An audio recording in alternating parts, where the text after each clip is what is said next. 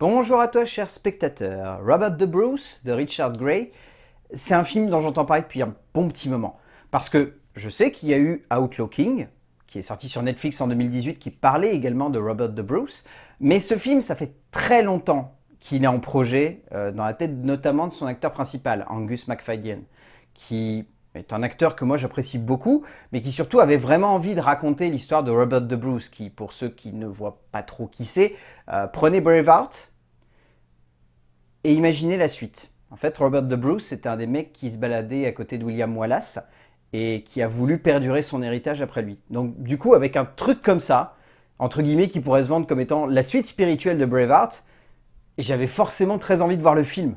Le résumé pour faire simple, au XIVe siècle, l'Écosse est déchirée quand Robert the Bruce prend le pouvoir mais ne semble pas réussir à conquérir ses terres. En plein désarroi, il décide de s'exiler, laissant son armée derrière lui et le pays dans la tourmente. Et je dois avouer être un petit peu déçu. J'ai pas surkiffé Robert the Bruce. Je trouve que c'est un film qui est trop vague pour ce qu'il a à nous montrer, trop anecdotique pour réussir à convaincre. Pour autant, on ressent un certain attachement dans la construction qu'il a, notamment avec ses personnages et avec une certaine envie de vouloir être très minimaliste finalement dans son incursion dans le genre. Pour autant, est-ce que ça tient tout le film? Non. Clairement, je trouve que le film est beaucoup trop long pour ce qu'il a raconté, est vraiment pas subtil, a tendance à abuser de beaucoup trop d'effets pour réussir à totalement nous convaincre. Et c'est dommage parce que je pense vraiment qu'à la base, il devait y avoir un projet pétri de bonnes intentions qui voulait montrer la renaissance d'un homme, mais clairement, ça fonctionne pas à fond. C'est trop anecdotique. C'est beaucoup trop simple, c'est beaucoup trop facile, c'est presque cliché par instant, et ça dérange un peu parce que on sent vraiment qu'il y a des auteurs qui sont passionnés à la base du projet, qui ont envie de porter l'histoire de cet homme qui a été aussi marquant que William Wallace, mais ils n'arrivent pas à l'emmener dans la meilleure direction possible, et ça fait que même s'il est pétri de bonnes intentions, ce projet sonne comme trop maladroit pour réussir à totalement convaincre. Les récits historiques qui placent la base de leurs aventures au cœur d'un récit pas forcément si épique que cela, se recentrant plus sur l'humain que sur le romanesque d'une épopée rocambolesque et folle, et en cela, il peut y avoir une approche intéressante, mais également un réel pari créatif. Richard Gray nous offre ici un pari qui ne fonctionne qu'à moitié, donnant lieu à une œuvre surprenante par son questionnement idéologique, autour de la légitimité du pouvoir et de la remise en question des idéaux, mais qui se perd au cœur d'un récit sonnant comme trop anecdotique, et finalement trop vague pour donner lieu à une œuvre qui fonctionne totalement sur les spectateurs. En termes d'écriture, donc le scénario est écrit par Eric Belgo ainsi que En termes d'écriture, donc le scénario est écrit par Eric Belgo ainsi que Angus MacFadyen, donc l'acteur principal du film et également producteur.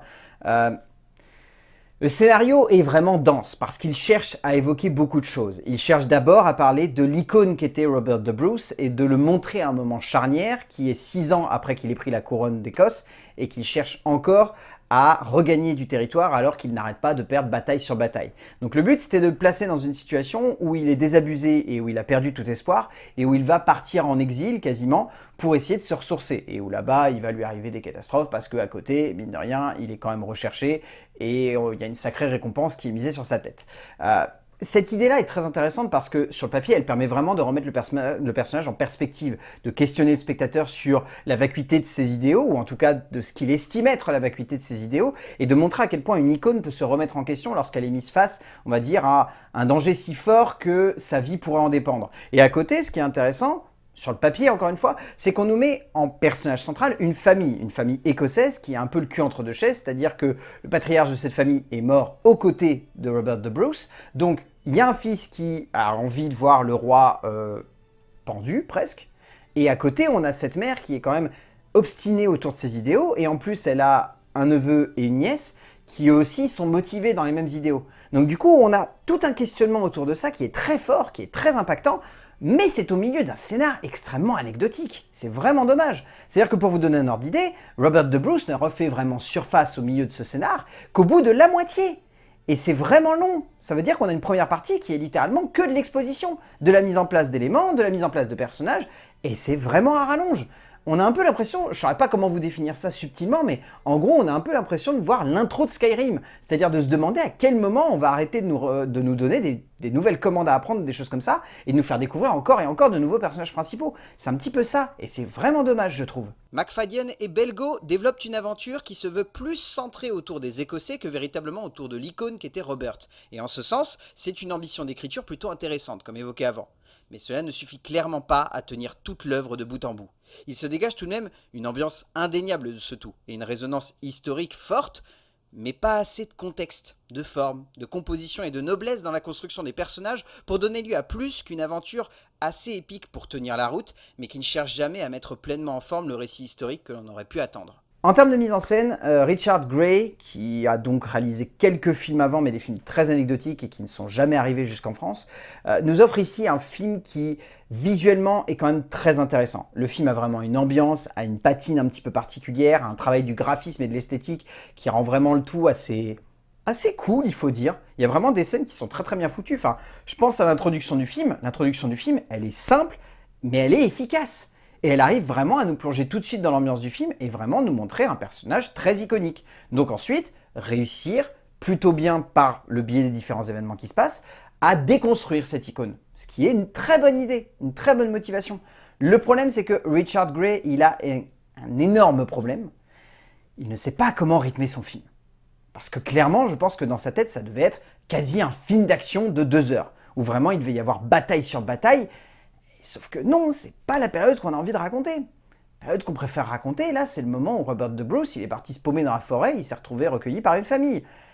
Donc c'est un peu compliqué pour lui, je pense, de mettre du rythme derrière tout ça. Et donc du coup, le long métrage passe son temps à sonner comme une espèce d'œuvre un peu bâtarde, où ça se voudrait aller dans une direction impactante et où clairement, ça réussit pas totalement à nous convaincre. Et nous, en tant que spectateurs, on regarde ça et on se dit « Ouais, il y a plein d'idées !» Et ça a vraiment une esthétique et une patte particulière. Et même le traitement de la violence est assez bien foutu parce que les quelques rares scènes qui sont vraiment crues dans le film ont une vraie puissance de frappe sur le spectateur.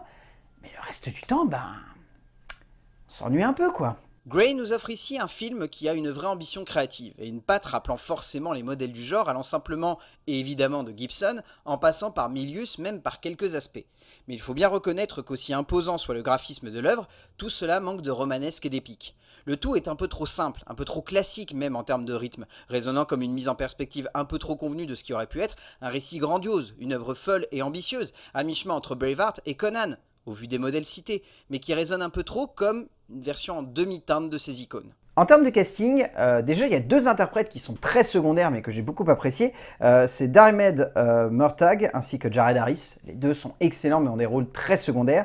Derrière on peut vaguement citer Stephen Murphy ainsi que Gabriel Bateman et Anna Hutchinson que j'ai trouvé plutôt bon dans l'ensemble. Talita Eliania Bateman ainsi que Brandon Lessard sont pour moi les 2 acteurs secondaires qui ressortent le mieux parce que je trouve qu'ils ont 2 très belles interprétations, donc du neveu et de la nièce du personnage de la mère dans le film, qui portent vraiment très bien les 2 personnages, qui ont vraiment un vrai impact sur le spectateur. Et après, il y a cet acteur principal donc qui, comme je l'évoquais, porte vraiment le film, que ce soit en tant que producteur, que ce soit en tant que scénariste ou qu'acteur. C'est juste dommage qu'on ne le voit pas plus à l'écran finalement. Angus McFadyen est ici imposant dans le rôle de Robert, mais peu présent à l'écran, donnant un peu trop l'impression qu'il a souhaité se mettre en retrait alors que l'acteur est pourtant très charismatique et aurait pu vraiment porter tout le film. Au bout du compte, Robert the Bruce est un film qui m'a quand même bien déçu.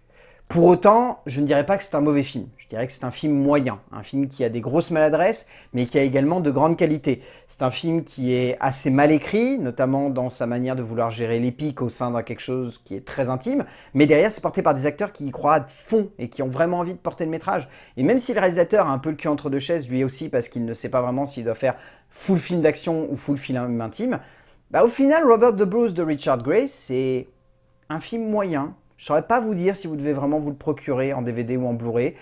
Je dirais juste que si l'histoire vous intéresse, pourquoi pas, ça pourrait vous plaire. Par contre, si vous vous attendez à l'héritage de Braveheart de Mel Gibson, non, clairement, ne le regardez pas parce que je pense que là, vous seriez franchement déçus. A plus.